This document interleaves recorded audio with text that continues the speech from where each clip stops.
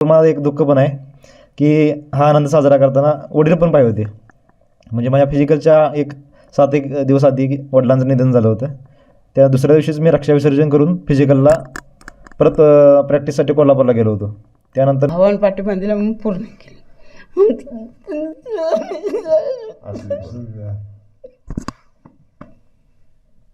आमच्या गावी पण राधांगणी साईडला पण म्हणजे सगळे एकत्र कुटुंबच पद्धती आहे. बरोबर. त्यामुळे भावाची साथ सोडली नाही आणि इथून पुढे पण सोडणार नाही. मी ज्या ट्रॅकवरती चालतोय, मी ITI करून स्वतः MIDC मध्ये जॉबला आहे, तर तू त्या ट्रॅकवरती येऊ नकोस. तू काहीतरी तुझं हे कर. आणि त्याच्यामध्ये एवढी जिद्द वगैरे आहे, ती कोणतीही गोष्ट त्याने जर घेतली मनावर तर तो करतो म्हणजे करतोच. कोणताही खेळ खेळायचा असेल तर जिंकण्यासाठीच खेळा, हरला तरी चालेल, फक्त जिंकण्यासाठी खेळा. आपली मुलं अधिकारी होऊन सरकारी नोकरीत रुजू व्हावीत असं प्रत्येक आईवडिलांचं स्वप्न असतं. पण ते स्वप्न सत्यात उतरवण्याची धमक मात्र क्वचितच काही मुलांच्या मध्येच पाहायला मिळते. शिरोळ तालुक्यातील तानोळ या गावातील मारुती पवार यांनी देखील PSI होण्याचं स्वप्न पाहिलं होतं. त्यांच्या अंगी असलेली जिद्द आणि चिकाटी पाहून मारुती पवार यांच्या कुटुंबाने त्यांना सबळ पाठिंबा दर्शवला. घरची परिस्थिती बेताची, अशातच लग्न देखील झालेलं. या सर्व परिस्थितीत मारुती पवार यांना आर्थिक पाठबळ मिळालं ते त्यांच्या मोठ्या भावाचं. आपल्या लहान भावाचं स्वप्न पूर्ण व्हावं या हेतूने मोठ्या भावाने मारुती पवार यांना वेळोवेळी सहकार्य केलं. आई वडिलांनी पाहिलेलं स्वप्न डोळ्यासमोर ठेवून मारुती पवार यांनी अविरत मेहनत घेतली. PSI फिजिकलच्या अवघ्या काही दिवसाच्या अंतरावर वडिलांचं अचानक निधन झालं. त्यामुळे कुटुंबावर दुःखाचा डोंगर कोसळला. पण तरी देखील हार न मानता मारुती पवार यांनी फिजिकल दिली आणि PSI परीक्षेत घवघवीत यश मिळवून पवार कुटुंबाचं स्वप्न साकार केलं. आज त्यांच्या या यशापाठीमागची पार्श्वभूमी जाणून घेऊयात आमच्या KK न्यूज चॅनलच्या माध्यमातून. आई, कणीदार तूप म्हणजे काय ग? कणीदार तूप म्हणजे रवाळ, अगदी घरच्या तुपासारखं. कणीदार गोकुळ तूप. दर्शक हो नमस्कार, KK न्यूजमध्ये आपल्या सगळ्यांचं मनापासून स्वागत आहे. मी आता शिरोळ तालुक्यातील दानोळ या गावामध्ये आहे. या गावामधील मारुती पवार या विद्यार्थ्यांच्या घरामध्ये मी बसलेलो आहे. तसं बघायला गेलं तर MPSCचा 2 दिवसापूर्वी निकाल लागला. जी काही EWS मधून PSIचा जो जूनमध्ये निकाल लागला होता, त्यामधली काही EWS मधून जे काही फॉर्म होते त्यांचा निकाल पेंडिंगवरती होता. तो निकाल परवा दिवशीच MPSC कडून जाहीर झालेला आणि ह्या जाहीर झालेल्या निकालामध्ये मारुती पवार यांची PSI म्हणून निवड झालेली आहे.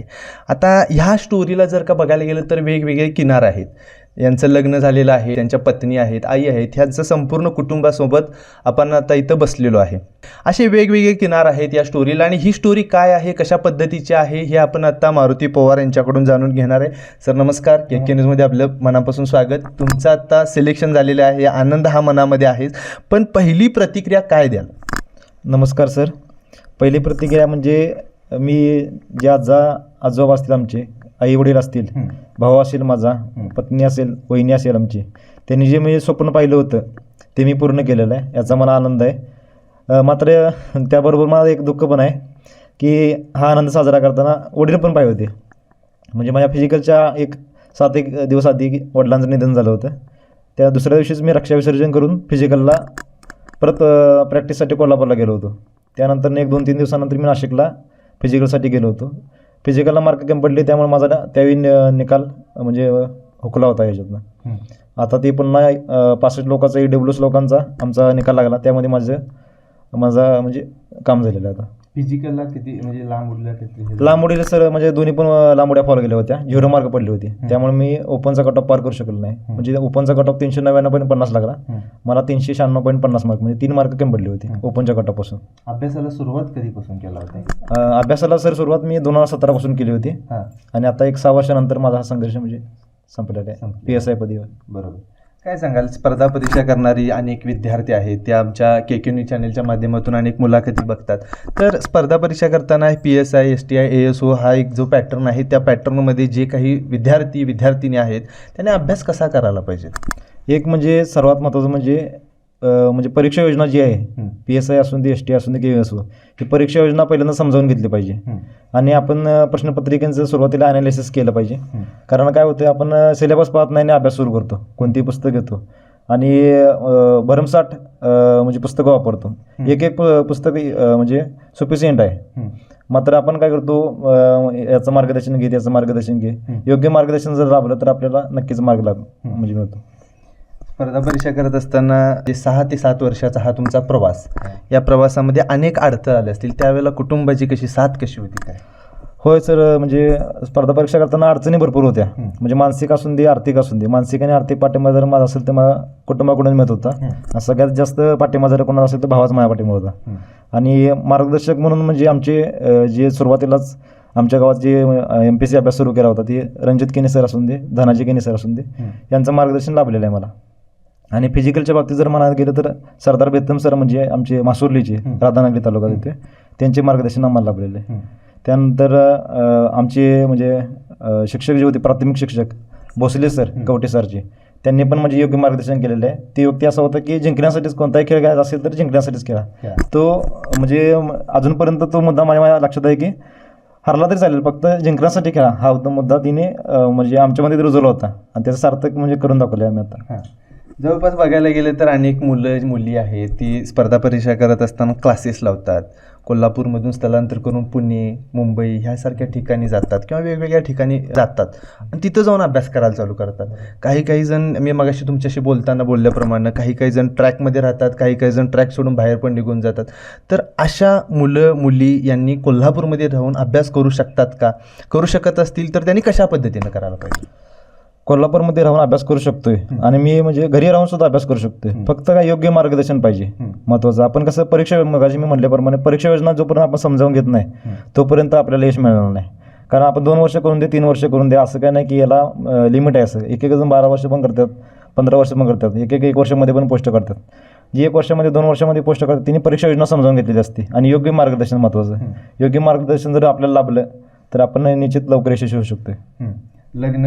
स्पर्धा परीक्षा करत असताना मध्येच लग्नाचा टप्पा पार पडला, तर हे पार पडल्यानंतर मग ते पत्नी असेल, मुलगा असेल, त्यांची साथ आणि त्यांच्यासोबतचा संसार, एका बाजूला संसार आणि एका बाजूला हा अभ्यास, हे ताळमेळ जुळवलात कसं?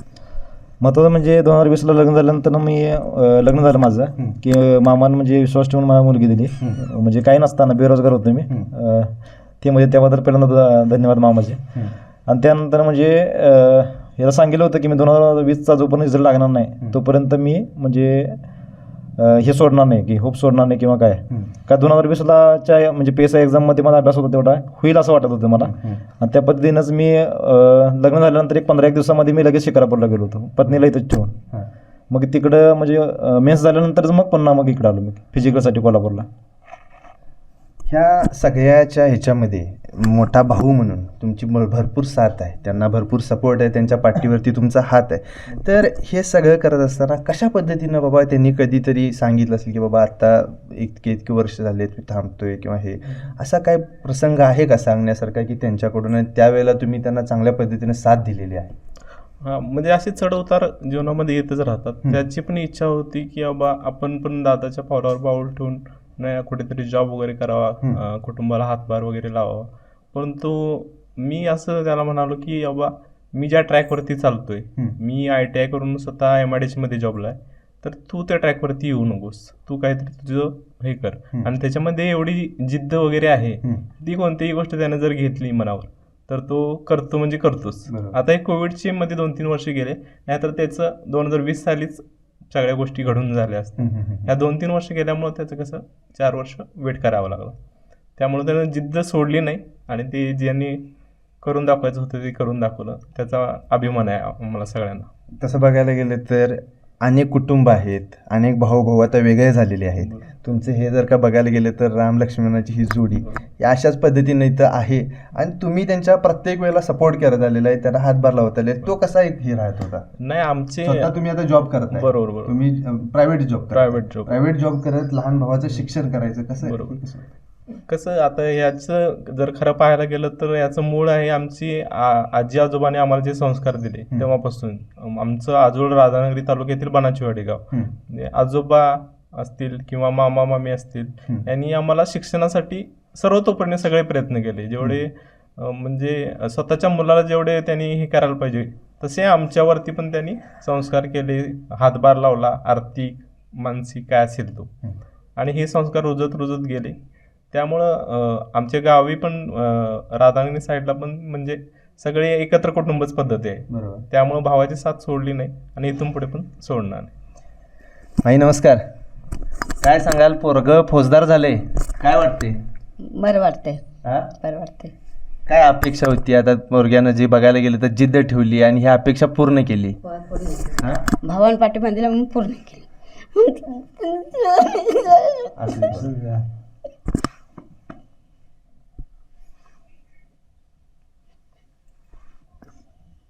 असू दे, असू दे. माझ्या भावानं पाठिंबा दिला, भाऊजीने दिला, बाबांनी दिला, लेकरमध्ये दिला, याला दुसरं काय नाही. मी कृपा करून जाईल एवढंच केलं. तुम्ही काम काय करत होता? मी भांग शेतात हा, गावाकडं इथं इथं शेतमजुरी शेतामध्ये करता. भांगलो बिंगलून हा, तेच पोरासने मी पैसे बिशे पाठवितो भावाकडं. भावानं सगळं केलं, हा. दुसरं काय मी साथ करायला नाही. एवढंच. आता माझ्या भावांनी बाबांनी केलं. जवळपास बघायला गेलं तर फिजिकलच्या अगोदरच त्यांचं असं निधन झालं. होय, त्या परीक्षा होती आणि त्याच्या आधीच हे झालं. त्याच्या अगोदर झालं. ते आता असते तर अजून सुद्धा समाधान झालं असतं. झालं. एवढं राबलोय आपण, हे होय, सगळं होय. केलंय. होय. हा, होय, आज झाले. आता सगळ्या गोष्टी घडून आल्यात, सगळं स्वप्न पूर्ण होत आलेत. आता मुलग्यानं तुमचं नाव केले, समाधान आहे ना? समाधान हा, समाधान आहे. मामा नमस्कार. दोघाही भावांचं समाधान आहे, लेकांचं. हा, दोघांचं बी, दोघा भावा लेकांचं बी समाधान आहे. पुढे पुढे आता हे अशाच पद्धतीने एकत्र राहू दे दिवस. एकत्र राहून दे हम्म. आणि व्यवस्थित राहून द्या, एवढंच माझं हे आहे सांगणं. हम्म. दुसरं काय नाही. लहानपणापासून कसं सांभाळले, मोठे केले, जरा सांगा की. तिकडं माझ्या भावानं केली, हम्म. भावानं केलं. हम्म. माझ्या ती 4-4 दिवस तेवढी राहिल्यात. हा, ज्या लांबले का नाही तेवढी सामान्य माझ्या वजीने आता माझ्या भावानं सगळं केलं. हा, मी केव्हा तरी पैसे बिशे पाठवायचे, नाही तर सगळं भावानं केलं. बर. आई बाबा दुसरं काय नाही. 10वी शिकून मग इकडे आले भावा. लहान, मोठे. मोठी होऊन इकडे आले. हा, शो 5वी शिकून आला, देव 10वी शिकून आला. बनाची वाटीला. होय, एवढंच. हा, मग काय नाही, हाय ते समाधान म्हणायचं. आणि तुम्ही मोलमजुरी जे काय होतं ते इथंच बघायचा का? होय होय, येतच. काळामवाडी धरण आणि बांबर्डे म्हणून धरणग्रस्त गाव, आणि त्या गावामधले जे काही सगळे विस्थापित होते, शिरोळ तालुक्यामधील दानोळी इथं यांचं स्थलांतर झालेलं आहे. आणि त्या कुटुंबामधील ही व्यक्ती आणि ह्या व्यक्तीचा हा संघर्ष कहाणी कसं आहे, एखादी गोष्ट, एखादा विषय किंवा एखादी स्टोरी, त्या स्टोरीला वेगवेगळे अँगल असतात आणि त्या प्रत्येक अँगलनं जर का विचार केला तर त्यांची जर का परिस्थिती आणि त्या परिस्थितीवरती मात करत कुठल्याही परिस्थितीचा गाजावाजा न करता अभ्यास आणि अभ्यास आणि अभ्यास एकाच गोष्टीवरती फोकस ठेवून त्यांनी जे काही केलेलं हा त्यांची सुरुवात होती आणि ती शेवटपर्यंत ती जिद्द मनामध्ये ठेवून त्यांनी आज हे सक्सेस मिळवलेलं आहे. KK न्यूज चॅनलच्या माध्यमातून आपण विविध लोकांच्यापर्यंत जातोय, त्यांच्या स्टोऱ्या ऐकून घेतोय, त्यांची मतं ऐकून घेतोय आणि ही मतं जाणून घेऊन लोकांच्यापर्यंत पोहोचवतोय, जेणेकरून का की अनेक वेगवेगळ्या भागामधून, ग्रामीण भागामधून ज्यावेळेला विद्यार्थी कोल्हापूरसारख्या ठिकाणी असतील, पुण्यासारख्या ठिकाणी असतील, अभ्यास करायसाठी येतात, त्यावेळेला त्यांची एक चलबिचल अवस्था असते, त्यांना काही मार्ग सापडत नाहीत. अशा वेळेला अशा सक्सेस मिळवलेल्या विद्यार्थ्यांच्याकडून ज्या वेळेला त्यांना मार्ग समजतो की काय करायला पाहिजे, कुठली स्टेप बरोबर आहे, कुठली स्टेप चुकीची आहे, तर हे फक्त याच्या नवीन विद्यार्थ्यांच्यापर्यंत पोहोचवण्याचा हा आमचा अट्टास आहे. तर अशाच नवनवीन स्टोऱ्या, अशाच नवनवीन गोष्टी KK न्यूज चॅनलच्या माध्यमातून आम्ही आपल्यापर्यंत घेऊन येत आहोत. तर तुर्तास तरी या व्हिडिओसह मी इथं थांबतो, आपल्या सगळ्यांची रजा घेतो. कॅमेरामन वैभव पाटीलसह मी अभिजित. धन्यवाद. अशाच नवनवीन अपडेट पाहण्यासाठी आमच्या कोल्हापुरी कारभार म्हणजेच KK न्यूज चॅनेलला सबस्क्राईब करा.